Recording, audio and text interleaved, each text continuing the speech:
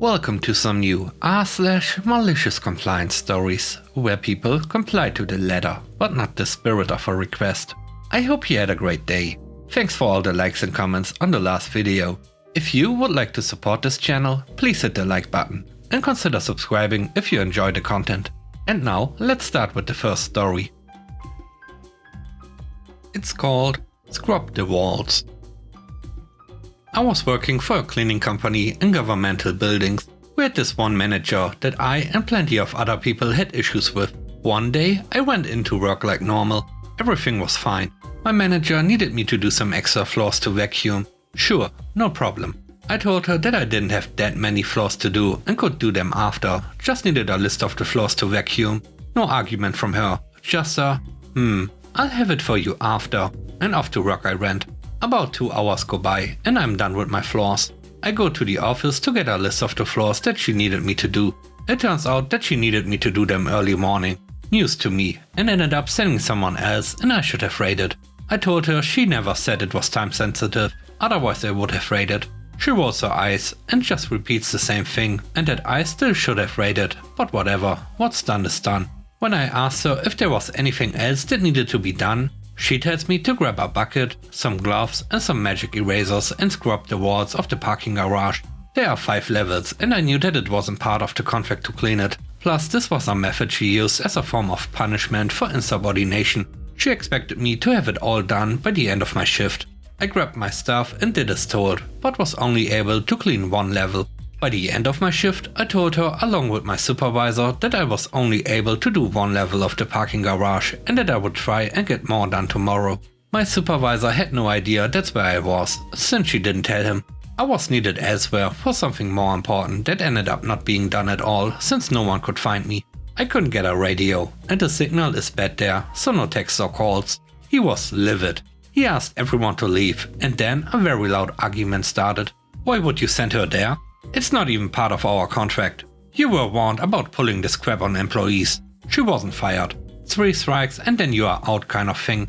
But with the 2 higher ups, regional manager and regional supervisor there with her the next day, she was forced to apologize for what she made me do and for wasting my time face to face. My only reply was, thank you for your apology, but you didn't waste my time or money. It's the company's time and money that you wasted. Now, unless there's something else, I'll get to my floor, since I have a busy day of vacuuming. And with that, I just left. She hadn't given me trouble since.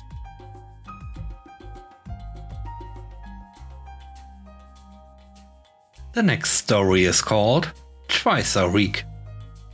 I've been working at this big company, over 10,000 employees, since 2014. My entire team is in other cities or other offices in my city. I've basically been working from home since then. There's no point going into the office. I'd just be on the phone in my cubicle instead of at home. I did go in once in a blue moon when we'd do lunch together.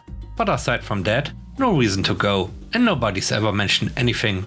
Even though the official position is that you have to be at the office. I had asked about being set as a teleworker full-time, but apparently our VP wanted everybody to come in. Then 2020 came along and we were all sent home. No change for me really.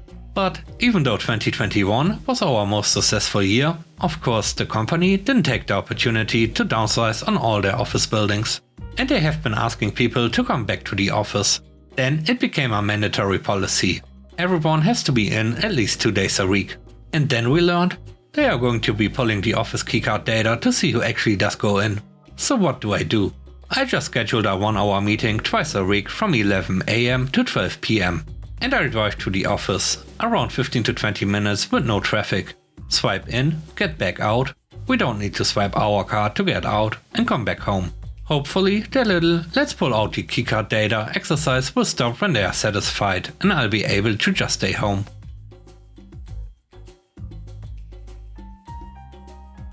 The third story is called Entitled Traveler. Travelers with special needs are given special treatment by airline and airport staff. If you are in a wheelchair, you'll need help getting your luggage off the carousel, onto a trolley, through customs and out to the public greeting area. In my country, an arriving aircraft will call through before landing with the number of passengers requiring assistance, and staff will be waiting at the door with wheelchairs for them. Of course, amongst the people with genuine needs lurk the entitled ones, but this is not a rant about them in general. This is about a day when I got set off.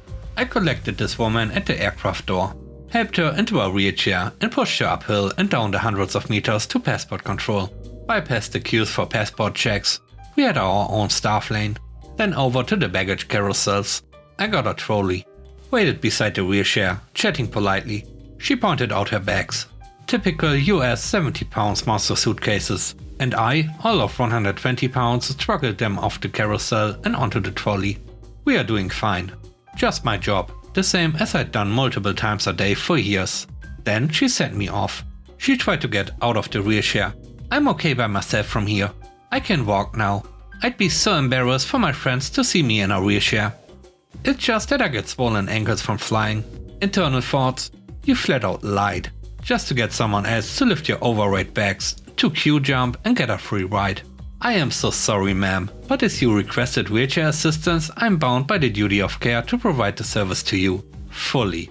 You will need to stay in the wheelchair until I can transfer you to the care of your friends and family outside. I called a colleague to push the baggage trolley and kept the wheelchair moving through customs check and out the door to where her family and friends were able to watch her arrive in a wheelchair. I hope she was truly embarrassed, explaining to her family and friends just how lazy and entitled she was. The last story is called MaliciousCompliance. About 12 years ago, I was working in a fairly popular pub. There were multiple problems with this place, primarily the then general manager, who was, well, a bully. I was required a few times a week to fill up the sauce bottles from a bigger bottle. Due to food date restrictions, this was illegal, as they were making me put new sauces on the old sauce, which could have been in there frankly for a while. I had to do this in an alcove just outside the kitchen entrance. The first time I was asked to do this, I questioned it, and one of the assistant managers alluded to me losing my job if I refused to do it. So, as a dumb 20-ish-year-old, I kept doing it. About a month later, whilst I was doing this job, the same assistant manager came running up to me and told me to stop, as a surprise kitchen inspection was about to happen from an outside source. I looked at them, continued to fill up the sauces, and said something along the lines of, "But I can't stop. You told me you'd find someone else who would if I didn't." They looked furious, but told me I needed to stop, as they weren't supposed to be doing it. So I stopped, and very slowly started putting everything away, and saw the general manager walk past with the inspector. I remember the general manager looked at me with what I can only describe as a scowl on his face when he saw what I was doing. I just waved at him, with one of the bottles in my hand. I was asked to do the same job a few days later, and I just told him if it wasn't acceptable during the inspection, it wasn't acceptable now, and refused, and it wasn't brought up again. Sure, they ended up just making someone else do it, but hey ho. It was nice to get one over a job which, even a decade later, I still rank as the worst ever place I worked. And with that, we end today's video. Let me know what you think about the stories. On a scale of 1 to 10, how would you rate the stories in today's video? I hope you enjoyed the video. If you like what I do and want to support me, please subscribe and hit the like button. I hope you have a great day. Stay safe. Bye bye.